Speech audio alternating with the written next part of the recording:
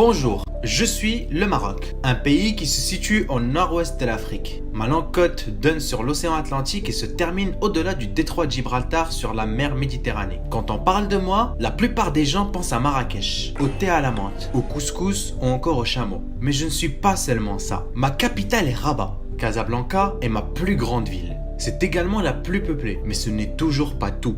Derrière ce visage paradisiaque que seuls les touristes perçoivent, j'ai une face sombre cachée. Aucun pays n'est parfait et je suis loin de l'être. Mes habitants font de leur mieux pour faire changer les choses, mais ce n'est jamais assez. Agression, corruption, viol, manifestations, violence, je ne suis pas à l'abri non plus. Mais chaque année, je m'améliore de plus en plus. Je suis même devenu le pays le plus sûr d'Afrique. Et j'y travaille encore. Mais s'il y a une seule chose qui nous relie tous chez moi, c'est l'amour de notre nation. C'est notre fierté. Ce sont nos larmes lorsque notre drapeau flotte dans les airs. Nos larmes de joie lorsqu'on gagne et notre respect lorsque notre hymne est chanté. Birrouhi, bil jasadi, habba fatak, labba nidak.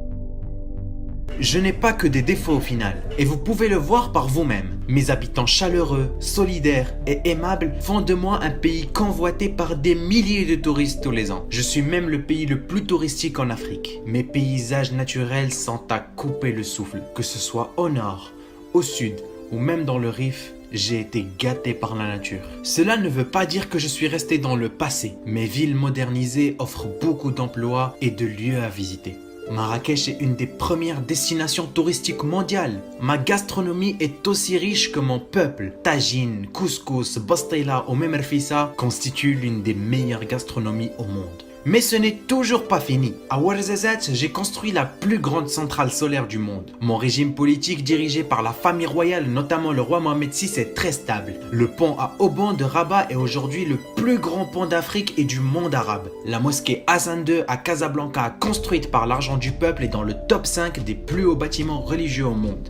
Je suis le pays africain qui abrite le plus de sites historiques de l'UNESCO. Merzouga est le plus beau désert du monde. Le Morocco-Mall est le plus grand centre commercial en Afrique aujourd'hui. Cela fait beaucoup pour un pays qui vit de l'agriculture et du tourisme, nous sommes bien d'accord. Mais ça ne s'arrête toujours pas là. Le Maroc est une nation de football et les supporters sont très fidèles et peuvent mourir pour l'amour de leurs équipes. On respire le football chez moi et on se déplace jusqu'au bout du monde pour soutenir nos équipes ou notre nation.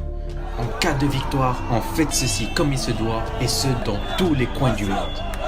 Depuis des années, mes parcours ont été exceptionnels et je faisais peur aux plus grandes équipes au monde. Mais j'ai connu un grand moment de blanc. Les Lions de l'Atlas étaient morts, ou du moins, c'est ce qu'on croyait. Jusqu'à l'arrivée d'Hervé Renard. Après 20 ans d'absence, le Maroc est de retour sur la scène mondiale. Les Lions de l'Atlas ne meurent pas. Je suis qualifié pour la Coupe du Monde 2018 et dans quelques heures, je disputerai mon tout premier match dans cette compétition. Allez les Lions! Allez les Lions! Allez les Lions! Rendez-nous fiers, faites-nous vibrer, faites-nous pleurer de joie, faites flotter notre drapeau jusqu'en Russie et faites tout pour aller le plus loin possible. Des générations ne vous ont jamais vu la disputer. Vous êtes Ouled Bledi, Rijal Diali, et quel que soit le résultat, je serai toujours fier de vous. Toujours fier que vous acceptiez de me représenter, de m'honorer et de faire parler et partie de moi. Et comme le dit une chanson du Raja de Casablanca, إلا ربحتي زاهية إلا خسرتي هانية وكي نشوفك هادي هي الدنيا.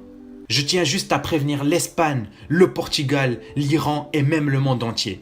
On n'est pas en Russie pour faire du tourisme, on va aller se battre. On a des guerriers là-bas, jusqu'à la dernière minute de chaque rencontre. Nous ne lâcherons jamais et vous avez intérêt à ne pas nous estimer, car sinon, ce serait trop facile.